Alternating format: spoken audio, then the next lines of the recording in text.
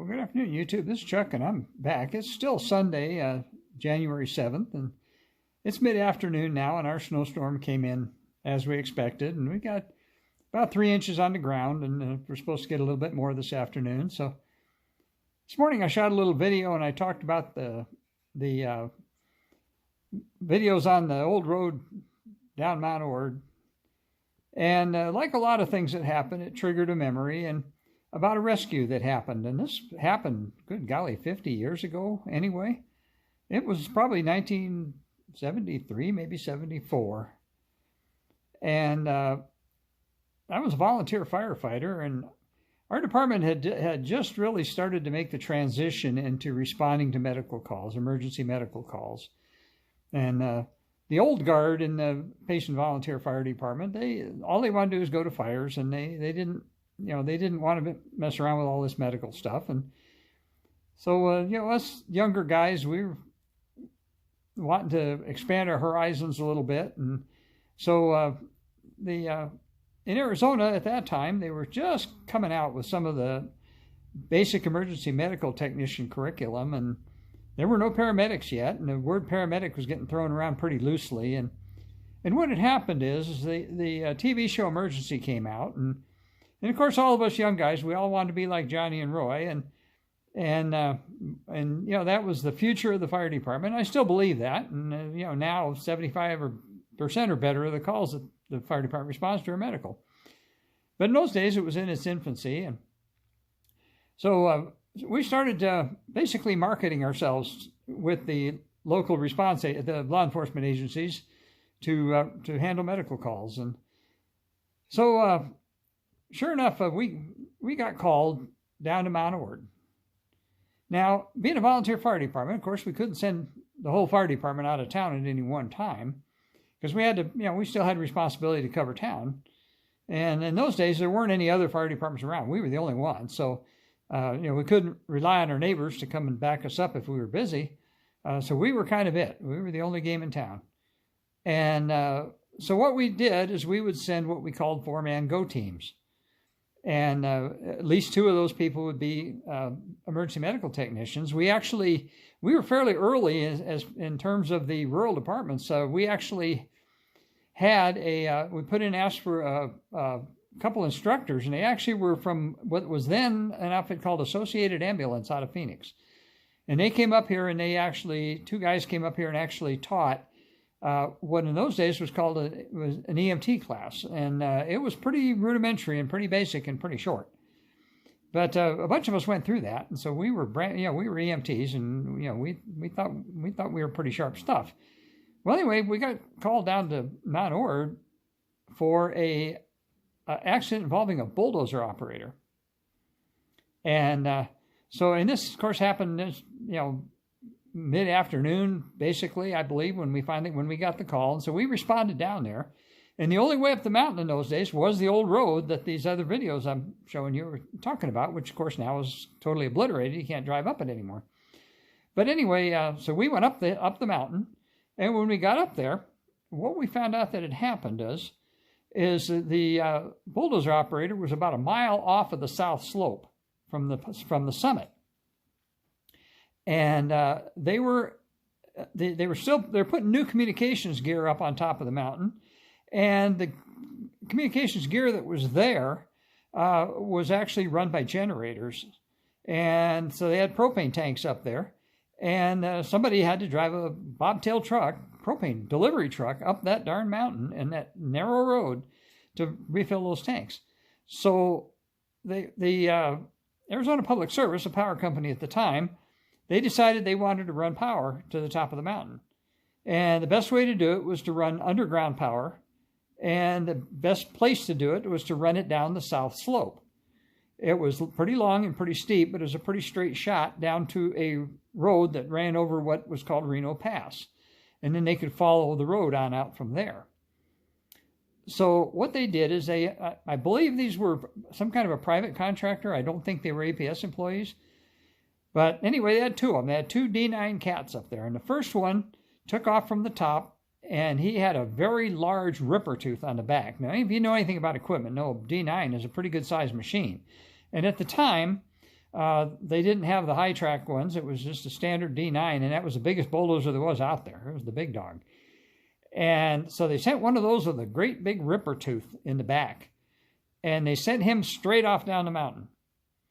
And his job was to tear up the rock.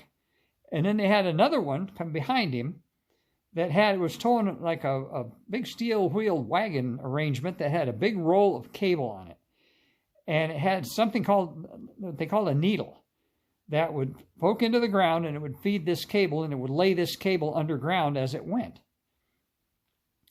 Well, this was pretty steep on that south slope. It was probably better than 45 degrees. So the first dozer made it down okay. That big ripper tooth held him back. The second dozer, who was laying the cable, he got partway down the mountain, and the gearing and the brakes and the tracks and everything else on that dozer would not hold it back. And he was trying to rely on the friction of that big needle arrangement poking into the ground to provide enough drag to hold him back. Well, that didn't work. And the cable ended up breaking, and the dozer started sliding. And it slid about a quarter of a mile down the mountain on that recently disturbed dirt that the first one had kicked up. And when it got down to a place where it wasn't quite as steep, it came to a real sudden stop. And it had thrown the operator forward into the controls. Now, dozers in those days didn't have seat belts, and even if it did, most dozer operators wouldn't wear them because they figured if something went south, they wanted to be able to jump free of it. But anyway, this guy got thrown into the controls, and he got pretty seriously injured. He was conscious, but anyway, so that was what happened. Well, we got to the top of that mountain. They explained to us what had happened, so we bailed off the side of that mountain. By this time, it was getting fairly late in the day. And so we got down to him, and remember, we're EMTs at the time. We're not paramedics. We can't start IVs. We have no drugs to give them.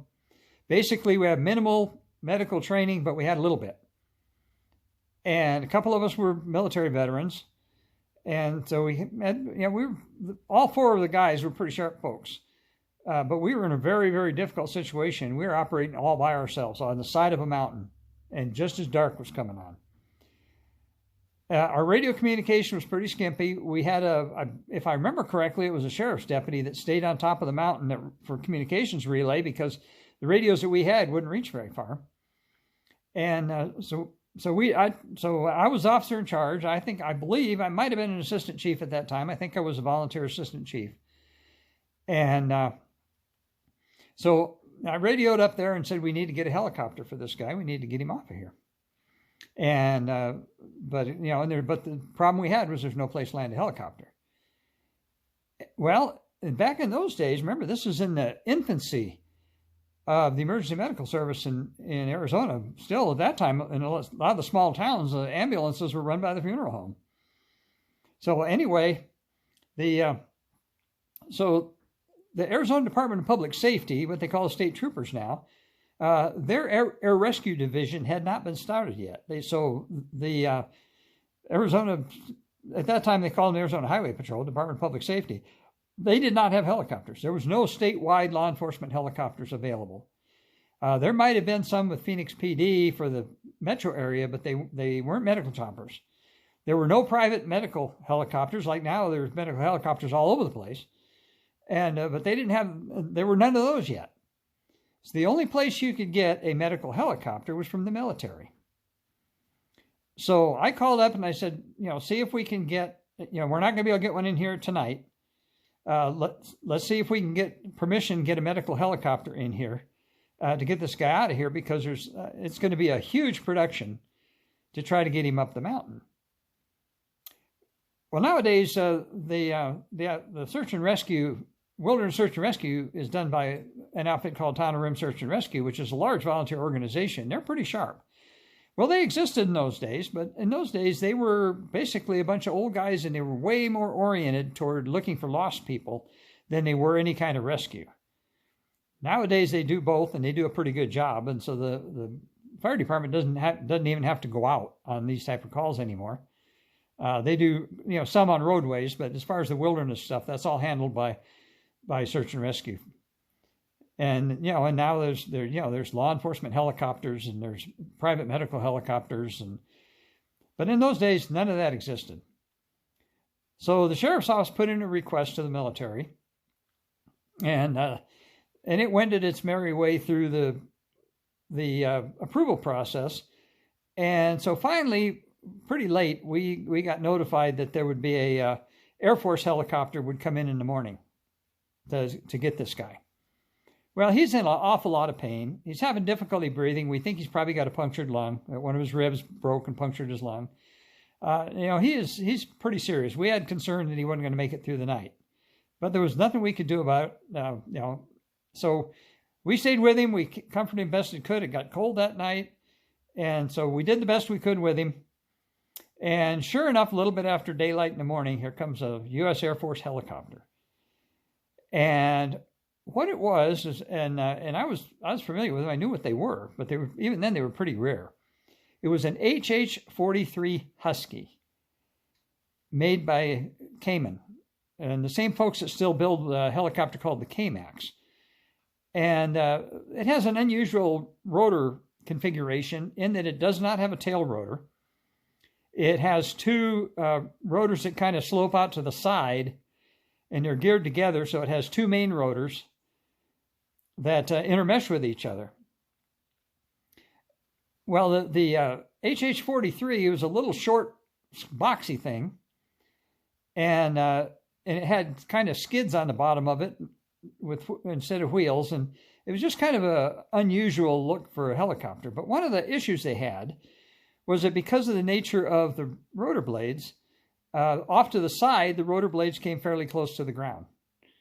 So when you were supposed to approach these things, you're only supposed to approach them from the front or from the rear. Well, the place we had set up for him to land was the only flat spot within the whole side of that mountain, basically. And if you look at the thumbnail, there's a little indicator there that points kind of down to a little knob, and where we were at was near that. But there was a little kind of spot that was a little flatter than other spots, but it wasn't very big. When that helicopter came in, and we had no communication with the helicopter, so just by hand signals. So we brought him in with hand signals best we could, and he came in and he landed hot. He kept his rotors turning, but he was facing the mountain. So the mountain sloped up right in front of, basically pretty much in front of the helicopter, and then behind the helicopter dropped off sharply.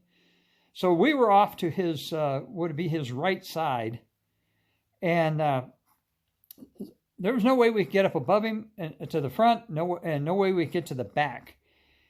Now, his helicopter blades were painted bright orange, the tips of them, so we could see, we knew where they were. So I instructed my guys, and we had the patient on a backboard, and we also had him in a wire basket Stokes litter. And so we got down and we belly crawled, and we drug that Stokes litter underneath those spinning rotor blades.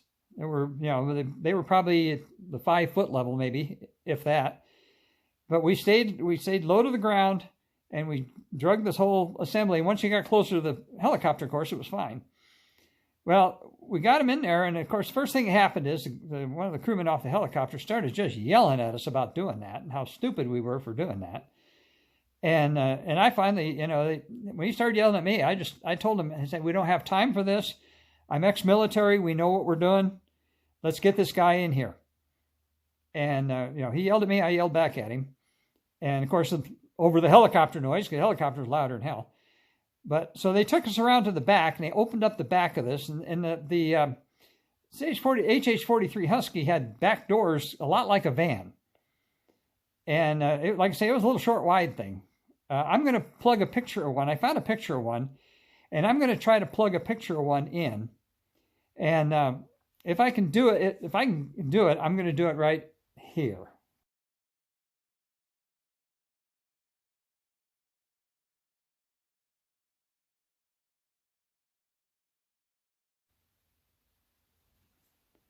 Okay, if you saw it, I got it done. If you didn't see it, I didn't figure out how to do it. But anyway, they opened up the back of that helicopter, and oh my goodness, it looked like an operating room in there. There was a surgical gurney in the middle of it. There was a flight surgeon and a scrub nurse all dressed up in their scrubs and real bright lights in there. It looked like an operating room, and they were standing there all gloved up and ready for us to bring that patient in there. So we got the patient up, we put him in there, we got him into the gurney. There's only a couple of us actually went inside the helicopter. The Air Force guys did that. We handed him off. They gave us back our backboard, and then we told them we'll go straight back and drop down below the cliff until they get out of there. So we wouldn't go back under the rotors again. They were still real unhappy about that.